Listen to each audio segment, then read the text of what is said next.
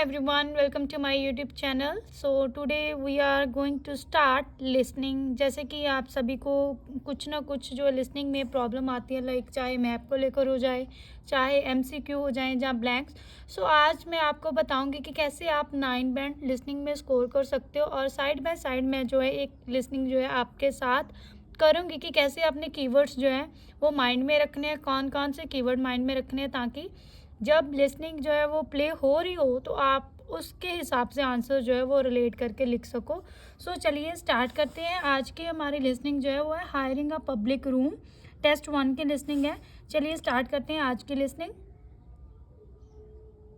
Test 1. You will hear a number of different recordings and you will have to answer questions on what you hear. There will be time for you to read the instructions and questions, and you will have a chance to check your work. All the recordings will be played once only. The test is in 4 sections. At the end of the test, you will be given 10 minutes to transfer your answers to an answer sheet. Now turn to Section 1. Section 1. You will hear a telephone conversation between an official at a village hall and a woman who wants to hire a public room. First, you have some time to look at questions 1 to 6.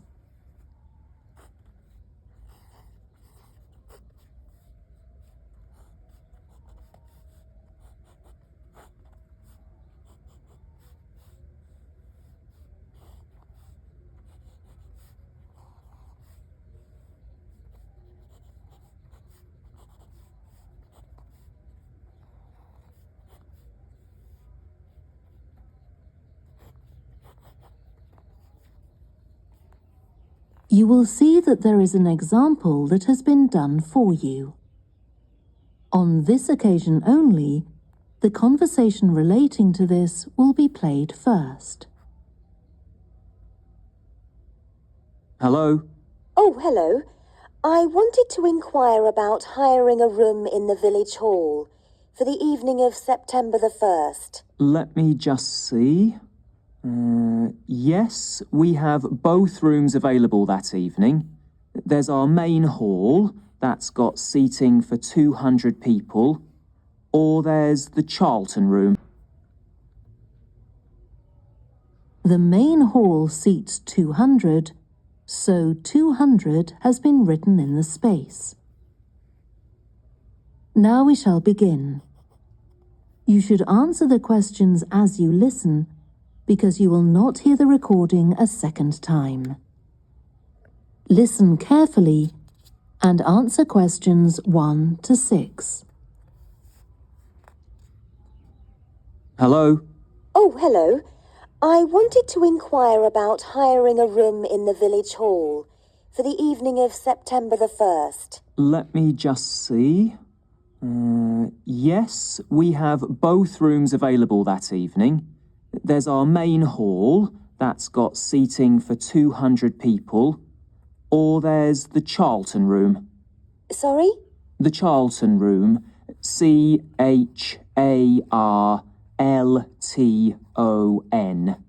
That's got seating for up to 100. Well, we're organising a dinner to raise money for a charity, and we're hoping for at least 150 people. So I think we'll go for the main hall. How much would that cost? Let's see. You wanted it for the evening of September the 1st? Yes, that's a Saturday. So from 6 p.m. to midnight, that'd be £115. That's the weekend price. It's £75 on weekdays.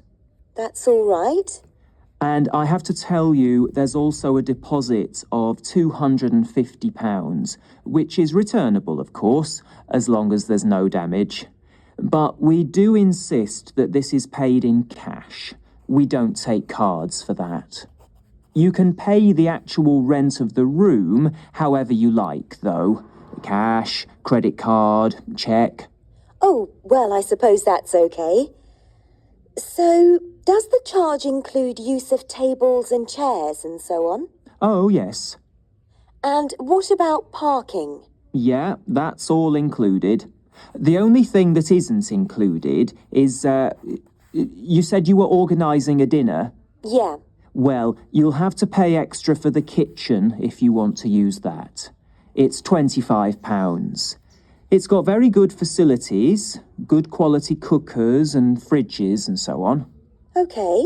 Well, I suppose that's all right. We can cover the cost in our entry charges. Right, so I'll make a note of that. Now, there are just one or two things you need to think about before the event. For example, you'll have to see about getting a licence if you're planning to have any music during the meal. Oh, really? It's quite straightforward. I'll give you the details later on. And about a week or 10 days before your event, you'll need to contact the caretaker, that's Mr. Evans, to make the arrangements for entry. He'll sort that out with you.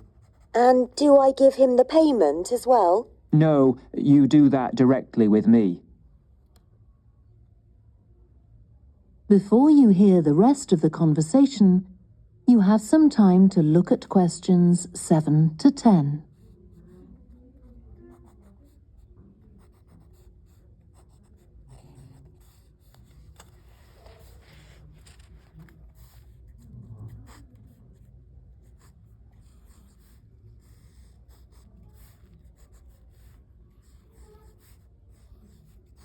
Now listen and answer questions 7 to 10.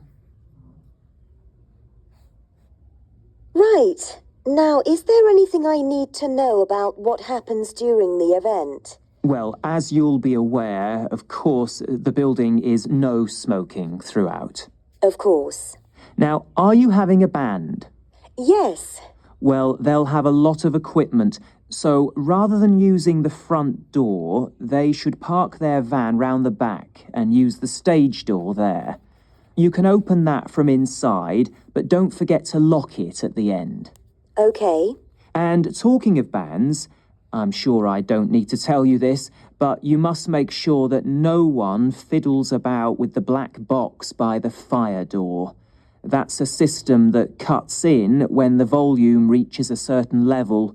It's a legal requirement. Sure. Anyway, we want people to be able to talk to one another, so we don't want anything too loud. Oh, that reminds me. We'll be having speeches. Are there any microphones available? Yeah, just let the caretaker know. He'll get those for you. Right, now, when the event is over, we do ask that the premises are left in good condition. So there's a locked cupboard, and you'll be informed of the code you need to open that. It's got all the cleaning equipment, brushes and detergent and so on. Right. So, what do we need to do after everyone's gone? Sweep the floors, I suppose? Well, actually, they have to be washed, not just swept. Then you'll be provided with black plastic bags, so all the rubbish must be collected up and left outside the door. Of course. We'll make sure everything's left tidy. Oh, and I forgot to ask. I presume we can have decorations in the room? Yes, but you must take them down afterwards. Sure. And the chairs and tables should be stacked up neatly at the back of the room. I'll make sure I've got a few people to help me. That is the end of section 1. You now have half a minute to check your answers.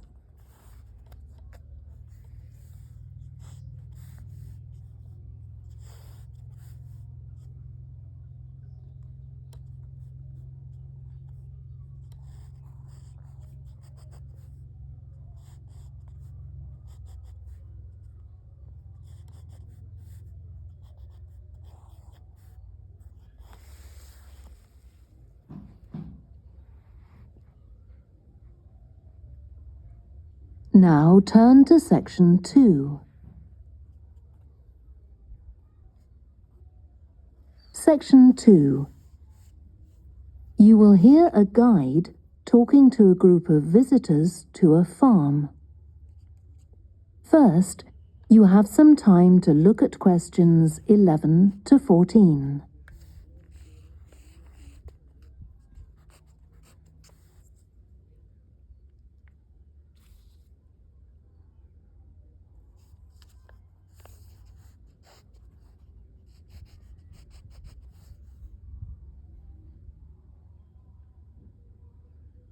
Listen carefully and answer questions 11 to 14. Welcome to the Fiddy Working Heritage Farm. This open-air museum gives you the experience of agriculture and rural life in the English countryside at the end of the 19th century. So you'll see a typical farm of that period, and like me, all the staff are dressed in clothes of that time. I must give you some advice and safety tips before we go any further. As it's a working farm, please don't frighten or injure the animals. We have a lot here, and many of them are breeds that are now quite rare. And do stay at a safe distance from the tools. Some of them have sharp points, which can be pretty dangerous, so please don't touch them. We don't want any accidents, do we? The ground is very uneven, and you might slip if you're wearing sandals, so I'm glad to see you're all wearing shoes. We always advise people to do that. Now, children of all ages are very welcome here, and usually even very young children love the ducks and lambs, so do bring them along next time you come. I don't think any of you have brought dogs with you, but in case you have, I'm afraid they'll have to stay in the car park unless they're guide dogs.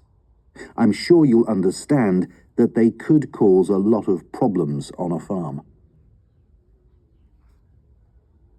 Before you hear the rest of the talk, you have some time to look at questions 15 to 20.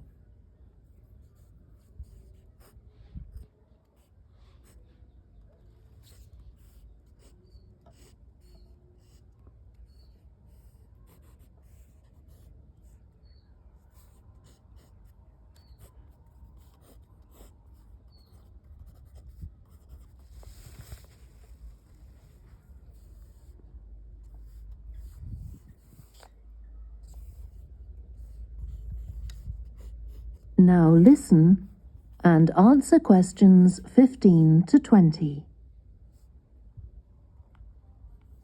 Now let me give you some idea of the layout of the farm. The building where you bought your tickets is the new barn immediately to your right. And we're now at the beginning of the main path to the farmland. And of course, the car park is on your left. The scarecrow you can see in the car park in the corner beside the main path is a traditional figure for keeping the birds away from crops. But our scarecrow is a permanent sculpture. It's taller than a human being, so you can see it from quite a distance. If you look ahead of you, you'll see a maze. It's opposite the new barn, beside the side path that branches off to the right, just over there. The maze is made out of hedges which are too tall for young children to see over them, but it's quite small, so you can't get lost in it. Now, can you see the bridge crossing the fish pool further up the main path? If you want to go to the cafe, go towards the bridge and turn right just before it. Walk along the side path, and the cafe's on the first bend you come to. The building was originally the schoolhouse, and it's well over 100 years old. As you may know, we run skills workshops here, where you can learn traditional crafts like woodwork and basket making. You can see examples of the work and talk to someone about the courses in the Black Barn. If you take the side path to the right, here, just by the new barn, you'll come to the Black Barn, just where the path first bends. Now, I mustn't forget to tell you about picnicking, as I can see some of you have brought your lunch with you. You can picnic in the field, though do clear up behind you, of course. Or if you'd prefer a covered picnic area, there's one near the farmyard, just after you cross the bridge. There's a covered picnic spot on the right. And the last thing to mention is Fiddy House itself. From here you can cross the bridge, then walk along the footpath through the field to the left of the farmyard. That goes to the house, and it'll give you a lovely view of it. It's certainly worth a few photographs, but as it's a private home, I'm afraid you can't go inside. Right, well, if you're all ready, we'll set off on our tour of the farm. That is the end of section 2. You now have half a minute to check your answers.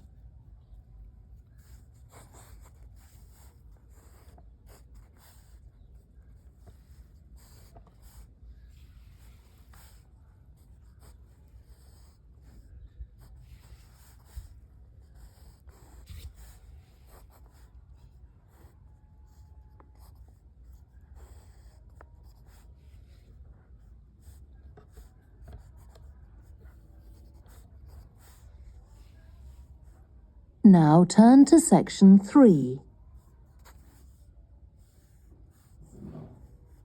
Section 3. You will hear two psychology students called Lisa and Greg discussing a project they have to do.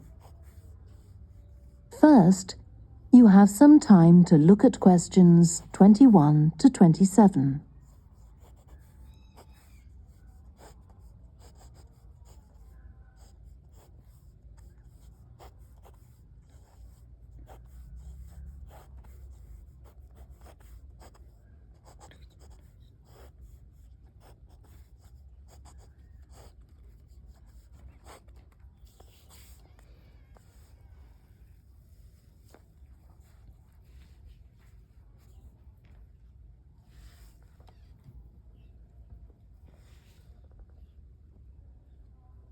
Now listen carefully and answer questions 21 to 27. Okay, Greg. So I finally managed to read the article you mentioned. The one about the study on gender in physics. About the study of college students done by Akira Miyake and his team. Yeah, I was interested that the researchers were actually a mix of psychologists and physicists. That's an unusual combination. Yeah.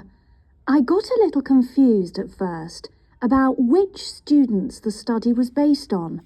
They weren't actually majoring in physics. They were majoring in what's known as the STEM disciplines. That's science, technology, engineering, and math. Yes, but they were all doing physics courses as part of their studies. That's correct. So, as I understood it, Miyake and co. started from the fact that women are underrepresented in introductory physics courses at college, and also that, on average, the women who do enroll on these courses perform more poorly than the men. No one really knows why this is the case. Yeah, but what the researchers wanted to find out was basically what they could do about the relatively low level of the women's results. But in order to find a solution, they needed to find out more about the nature of the problem. Right. Now, let's see if I can remember. It was that in the physics class, the female students thought the male students all assumed that women weren't any good at physics. Was that it? And they thought that the men expected them to get poor results in their tests. That's what the women thought, and that made them nervous. So they did get poor results, but actually they were wrong. No one was making any assumptions about the female students at all. Anyway, what Miyake's team did was quite simple, getting the students to do some writing before they went into the physics class. What did they call it? Values affirmation. They had to write an essay focusing on things that were significant to them. not particularly to do with the subject they were studying, but more general things like music or people who mattered to them. Right. So the idea of doing the writing is that this gets the students thinking in a positive way. And putting these thoughts into words can relax them and help them overcome the psychological factors that lead to poor performance. Yeah. But what the researchers in the study hadn't expected was that this one activity raised the women's physics grades from the C to the B range. A huge change. Pity it wasn't to an A, but still. No, but it does suggest that the women were seriously underperforming beforehand in comparison with the men. Yes. Mind you, Miyake's article left out a lot of details, like did the students do the writing just once or several times? And had they been told why they were doing the writing? That might have affected the results. You mean if they know the researchers thought it might help them to improve, then they just try to fulfill that expectation? Exactly. Before you hear the rest of the discussion, you have some time to look at questions 28 to 30.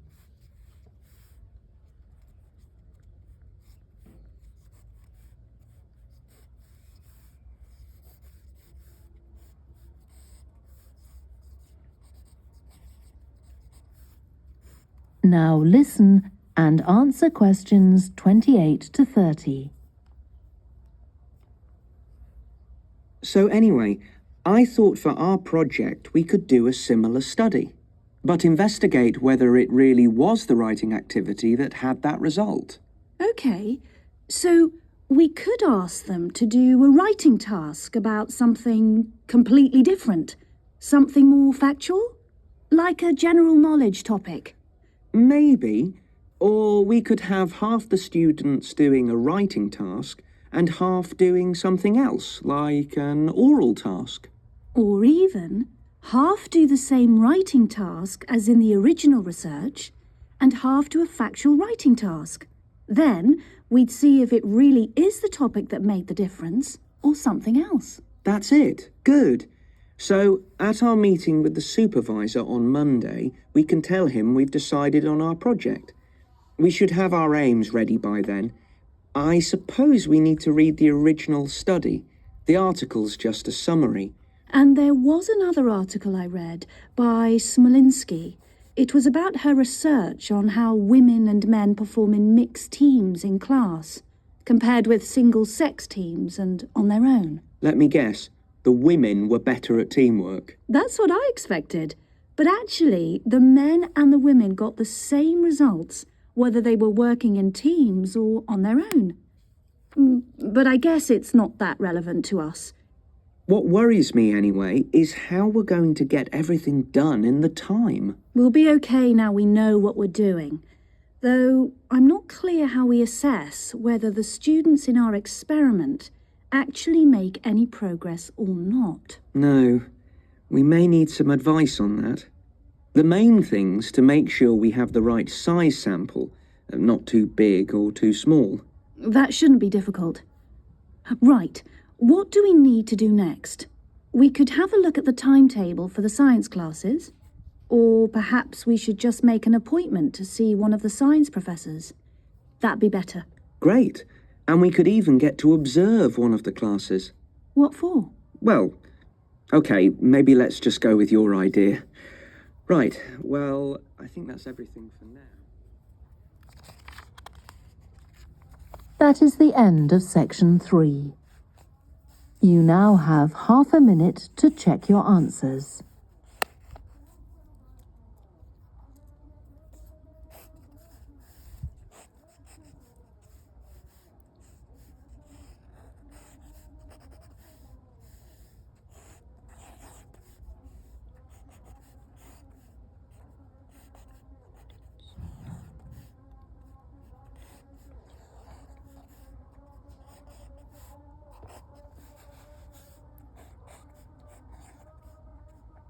Now turn to section 4. Section 4. You will hear part of a student presentation about the variety of different species that live in the world's oceans. They've been surveying. First, you have some time to look at questions 31 to 40.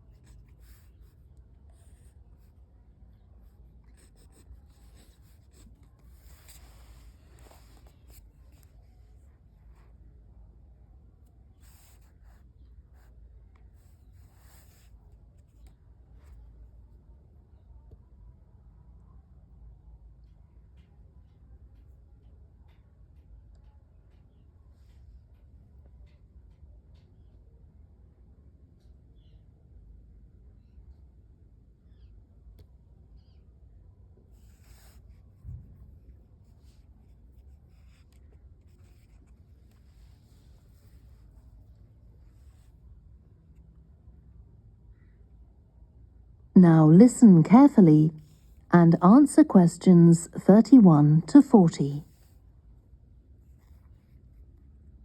I've been looking at ocean biodiversity. That's the diversity of species that live in the world's oceans.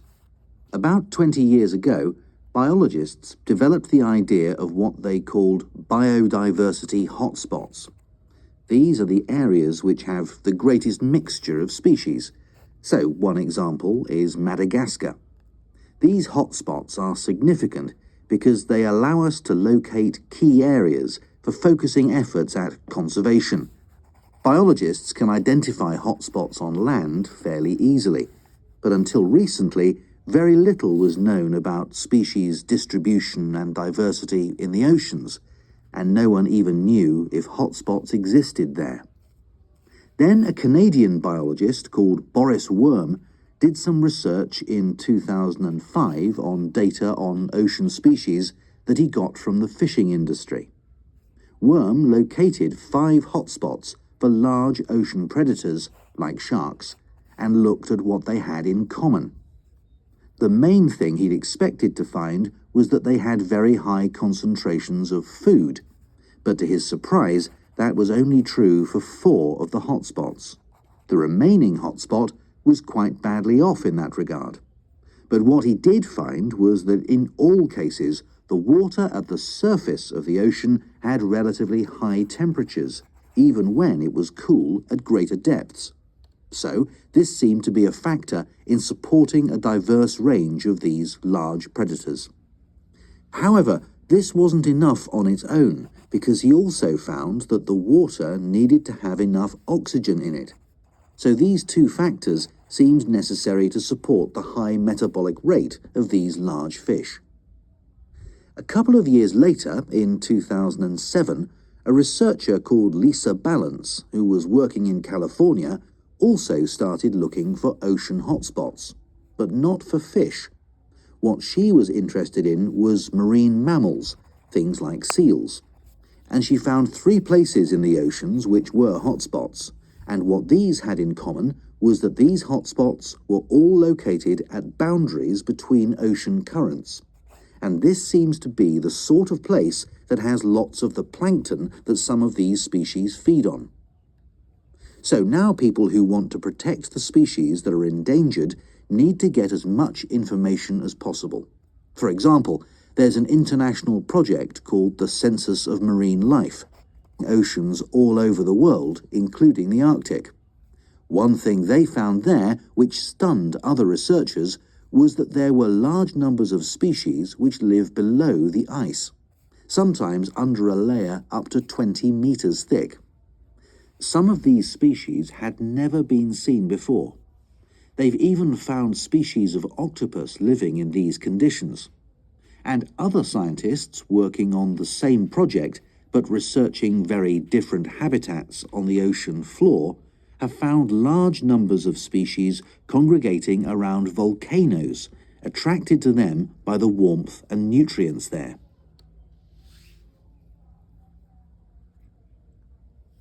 However, biologists still don't know how serious the threat to their survival is for each individual species. So a body called the Global Marine Species Assessment is now creating a list of endangered species on land, so they consider things like the size of the population, how many members of one species there are in a particular place, and then they look at their distribution in geographical terms, although this is quite difficult when you're looking at fish because they're so mobile. And then thirdly, they calculate the rate at which the decline of the species is happening. So far, only 1,500 species have been assessed, but they want to increase this figure to 20,000. For each one they assess, they use the data they collect on that species to produce a map showing its distribution. Ultimately, they will be able to use these to figure out not only where most species are located, but also where they are most threatened. So, finally, what can be done to retain the diversity of species in the world's oceans? Firstly, we need to set up more reserves in our oceans, places where marine species are protected. We have some, but not enough. In addition, to preserve species such as leatherback turtles, which live out in the high seas but have their nesting sites on the American coast, we need to create corridors for migration, so they can get from one area to another safely. As well as this, action needs to be taken to lower the levels of fishing quotas to prevent overfishing of endangered species. And finally, there's the problem of bycatch. This refers to the catching of unwanted fish by fishing boats. They're returned to the sea, but they're often dead or dying. If these commercial fishing boats used equipment which was more selective so that only the fish wanted for consumption were caught, this problem could be overcome. Okay, so does anyone have any questions? So these are the answers of the listening test. And so if you like this video, please subscribe my channel and press the bell icon too. And अगर आपको ऐसी videos पसंद आती है तो please comment करके ज़रूर बताना. आगे से मैं और भी लिसनिंग की जो वीडियोस है वो अपलोड करूँगी. Thank you so much. Have a nice day.